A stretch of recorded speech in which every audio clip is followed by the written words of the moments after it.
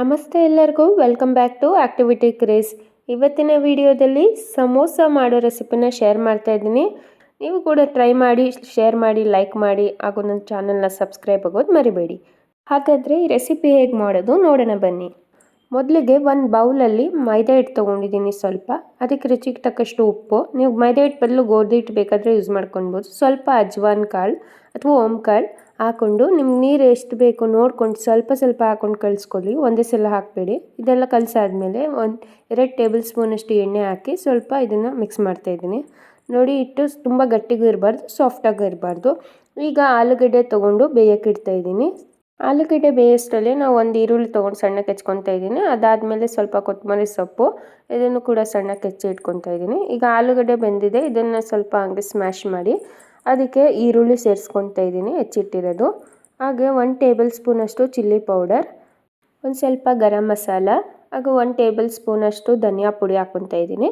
ಇದಾದಮೇಲೆ ಸ್ವಲ್ಪ ಕೊತ್ತಂಬರಿ ಸೊಪ್ಪು ಹಾಕ್ತಾಯಿದ್ದೀನಿ, ಉಪ್ಪು ಹಾಕ್ತಾಯಿದ್ದೀನಿ. ರುಚಿಗೆ ತಕ್ಕಷ್ಟು ನಿಮಗೆ ಎಷ್ಟು ಬೇಕು ನೋಡ್ಕೊಂಡು ಹಾಕ್ಕೊಳ್ಳಿ. ಹಾಗೆ ನಿಂಬೆಹಣ್ಣು ರಸ ಹಾಕಿ ಇದನ್ನೆಲ್ಲ ಚೆನ್ನಾಗಿ ಮಿಕ್ಸ್ ಮಾಡಿಕೊಂಡ್ರೆ ಸಮೋಸ ಸ್ಟಫಿಂಗ್ ರೆಡಿ ಆಗುತ್ತೆ. ಇವಾಗ ಕಲಸಿಟ್ಟಿರೋ ಮೈದಾ ಹಿಟ್ಟು ತೊಗೊಂಡು ಈ ರೀತಿ ಉಂಡೆಗಳು ಮಾಡಿಕೊಂಡು ನಿಮ್ಗೆ ಎಷ್ಟು ದಪ್ಪ ಬೇಕೋ ಅಷ್ಟು ಮಾಡ್ಕೊಳ್ಳಿ. ನಾನಿಲ್ಲಿ ಸ್ವಲ್ಪ ಚಿಕ್ಕಕ್ಕೆ ಮಾಡ್ತಾಯಿದ್ದೀನಿ, ನೀವು ದೊಡ್ಡಕ್ಕೆ ಬೇಕಾದರೆ ಮಾಡ್ಕೊಳ್ಬೋದು. ಇದನ್ನು ಎಷ್ಟು ತೆಳ್ಳಗಾಗುತ್ತೋ ಅಷ್ಟು ತೆಳ್ಳಗೆ ಈ ರೀತಿ ರೌಂಡು ಕೂತ್ಕೊಂಡು ಒಂದು ಪ್ಯಾನ್ನ ಬಿಸಿಗೆ ಇಟ್ಕೊಂಡು ಇದನ್ನು ಇವಾಗ ಬೇಯಿಸ್ಕೊಳ್ಬೇಕು. ನಾವು ಫುಲ್ ಪೂರ್ತಿಯಾಗಿ ಏನು ಬೇಯಿಸ್ಕೊಳ್ಳೋದು ಬೇಡ, ಒಂದು 2 ನಿಮಿಷ 2 ಸೈಡೂ ತಿರುಗಿಸಿ ಬೇಯಿಸ್ಕೊಂಡ್ರೆ ಸಾಕಾಗುತ್ತೆ. ಒಂದು ಸ್ವಲ್ಪ ಕಲರ್ ಚೇಂಜ್ ಆಗೋವರೆಗೂ ಬೇಯಿಸ್ಕೊಬೇಕಿದು. ಈಗ ಇದೇ ರೀತಿ ಎಲ್ಲದನ್ನು ಬೇಯಿಸಿ ಈ ಥರ ಒಂದು ಪ್ಲೇಟಿಗೆ ಹಾಕಿ ಎತ್ತಿಟ್ಕೊಂಡಿದ್ದೀನಿ. ನೋಡಿ, ಇವಾಗ ಎಲ್ಲದೂ ಬೇಯಿಸಿಟ್ಕೊಂಡಿದ್ದೀನಿ. ಇದಿಷ್ಟು ಒಟ್ಟಿಗೆ ಸೇರಿಸಿ ಒಂದೇ ಸಮ ಮಾಡಿಕೊಂಡು ಸೈಡಲ್ಲಿ ಎಡ್ಜಸ್ ಎಲ್ಲ ಕಟ್ ಮಾಡ್ಕೊಬೇಕು. 4 ಎಡ್ಜಸ್ಸು ಕಟ್ ಮಾಡ್ತಾಯಿದ್ದೀನಿ. ನೋಡಿ, ಈಗ ಸ್ಕ್ವೇರ್ ಶೇಪ್ ಆಗಿದೆ. ಇದನ್ನು ನಾನು ಮಧ್ಯದಲ್ಲಿ ಕಟ್ ಮಾಡ್ತಾಯಿದ್ದೀನಿ ಈ ರೀತಿ. ನೀವು ಇನ್ನೂ ದೊಡ್ಡ ಕೊತ್ತಿದ್ರೆ ಈ ಥರ 3 ಪೀಸ್ ಮಾಡ್ಕೊಳ್ಬೋದು, ಉದ್ದನೂ ಬರುತ್ತೆ, ಸಮೋಸ ಲೇಯರ್ಸ್ ಕೂಡ ಜಾಸ್ತಿ ಆಗುತ್ತೆ. ಈಗ ಇದನ್ನೆಲ್ಲ ಕಟ್ ಮಾಡಿ ಒಂದ್ರ ಮೇಲೆ ಒಂದು ಜೋಡಿಸಿ ಇಟ್ಕೊತಾ ಇದ್ದೀನಿ. ಈಗ ಕಟ್ ಮಾಡಿಟ್ಟಿರೋ ಎಡ್ಜ್ ಪೀಸ್ಗಳಿತ್ತಲ್ಲ ಅದನ್ನು ಈ ಥರ ಸ್ವಲ್ಪ ಸಣ್ಣಕ್ಕೆ ಪೀಸ್ ಮಾಡಿಕೊಂಡು ಒಂದು ಸ್ವಲ್ಪ ಆಯಿಲ್ ಹಾಕ್ಕೊತಿದ್ದೀನಿ, ಒಂದು 2 ಟೇಬಲ್ ಸ್ಪೂನಷ್ಟು ಹಾಕಿ ಚೆನ್ನಾಗಿ ಮಿಕ್ಸ್ ಮಾಡಿ ಇದನ್ನು ಏರ್ ಫ್ರೈ ಕಂಟೈನರ್ಗೆ ಹಾಕಿ ಬೇಕ್ ಮಾಡ್ಕೊತಾ ಇದ್ದೀನಿ. ಇದು ಕೂಡ ಗರಿ ಗರಿಯಾಗಿ ಆಗುತ್ತೆ. ನೀವು ಎಣ್ಣೆಯಲ್ಲೂ ಬೇಕಾದ್ರೆ ಕರ್ಕೊಳ್ಬೋದು. ಇದನ್ನು ಸ್ಟಫಿಂಗಿಗೆ ಆ್ಯಡ್ ಮಾಡೋದಕ್ಕೋಸ್ಕರ ನಾನು ಮಾಡ್ಕೊತಾ ಇದ್ದೀನಿ. ನೋಡಿ, ಇವಾಗ ಇದನ್ನು 5 ನಿಮಿಷ ಮಾಮೂಲಿ ಟೆಂಪ್ರೇಚರ್ 185 ಇತ್ತು, ಅದು ಎಷ್ಟಿತ್ತು ಅಷ್ಟಕ್ಕೆ ಸೆಟ್ ಮಾಡಿ 5 ನಿಮಿಷ ಇಡ್ತಾಯಿದ್ದೀವಿ. ಈಗ ಇದು ಆಫ್ ಆಗಿದೆ.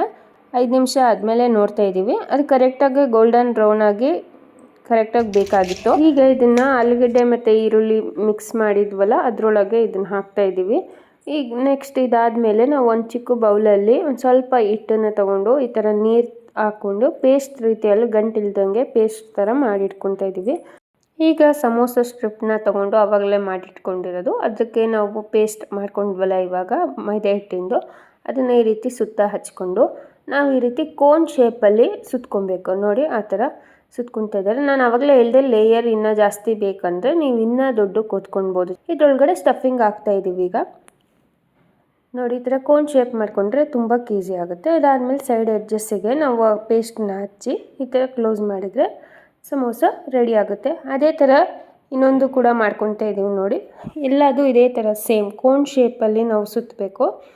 ನಮ್ಗೆ ಸ್ವಲ್ಪ ಮುಂದೆ ಅಲ್ಲಿ ಗ್ಯಾಪ್ ಬಿಟ್ಕೊತಾ ಇದ್ದಾರೆ, ಸ್ಟಫಿಂಗ್ ಹಾಕಿ ಅದಾದಮೇಲೆ ಎಡ್ಜಸ್ನ ಕ್ಲೋಸ್ ಮಾಡ್ಕೊಳ್ಳೋಕ್ಕೆ. ನೋಡ್ತಾ ಇದ್ದೀರಲ್ಲ, ನಾವು ಅದಕ್ಕೆ 2 ಸಮೋಸ ಮಾಡೋದನ್ನ ತೋರಿಸ್ತಾ ಇದ್ದೀವಿ. ಈ ಥರ ಕೋನ್ ಶೇಪ್ ಆದಮೇಲೆ ಇದಕ್ಕೆ ತುಂಬಿ ನಾವು ಮತ್ತೆ ಪೇಸ್ಟ್ ಹಚ್ಚಿ ಸೈಡ್ ಎಡ್ಜಸ್ ಎಲ್ಲ ನೀಟಾಗಿ ಪೇಸ್ಟ್ ಮಾಡ್ಕೊಬೋದು. ನೀವು ಇದನ್ನು ಎಣ್ಣೆಲಿ ಕೂಡ ಕರ್ಕೊಬೋದು. ನಾವು ಎಣ್ಣೆಯಲ್ಲಿ ಫ್ರೈ ಮಾಡ್ತಾಯಿಲ್ಲ, ಏರ್ ಫ್ರೈಯರಲ್ಲಿ ಯೂಸ್ ಮಾಡ್ತಾಯಿದ್ದೀವಿ.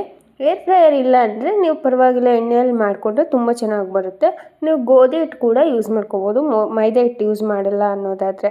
ಈಗ ನೋಡಿ, ಎಲ್ಲ ಸಮೋಸಗಳು ರೆಡಿ ಆಗಿದೆ. ಈಗ ಇದಕ್ಕೆ ಎಲ್ಲ ಸಮೋಸಗಳಿಗೂ ಎಣ್ಣೆನ ಹಚ್ತಾ ಇದ್ದೀನಿ. ಒಂದು ಸೈಡ್ ಎಣ್ಣೆ ಹಚ್ಚಿದ್ದೆ, ಈಗ ಅದನ್ನೆಲ್ಲ ಉಲ್ಟಾ ಮಾಡಿ ಏರ್ ಫ್ರೈ ಕಂಟೈನರ್ಗೆ ಹಾಕ್ತಾಯಿದ್ದೀನಿ. ಮತ್ತು ಇನ್ನೊಂದು ಸೈಡ್ ಕೂಡ ಅದೇ ಥರ ಆಯಿಲ್ ಗ್ರೀಸ್ ಮಾಡ್ಕೊತಾ ಇದ್ದೀನಿ. ಈಗ ಇದನ್ನು ನಾವು 20 ನಿಮಿಷ ಬೇಯಿಸ್ಕೊಳ್ಳೋಣ. ಇದು ಬೇಯಕ್ಕೆ 20 ನಿಮಿಷ ಟೈಮ್ ಬೇಕಾಗುತ್ತೆ. ನಾವು ಟೆಂಪ್ರೇಚರ್ ಬಂದು 190 ಡಿಗ್ರಿಗೆ ಇಡ್ತಾಯಿದ್ದೀವಿ. ಮತ್ತು 20 ನಿಮಿಷ ಟೈಮ್ ಸೆಟ್ ಮಾಡಿ ಇದನ್ನು ಆನ್ ಮಾಡಿ ಬಿಡ್ತಾಯಿದ್ದೀವಿ.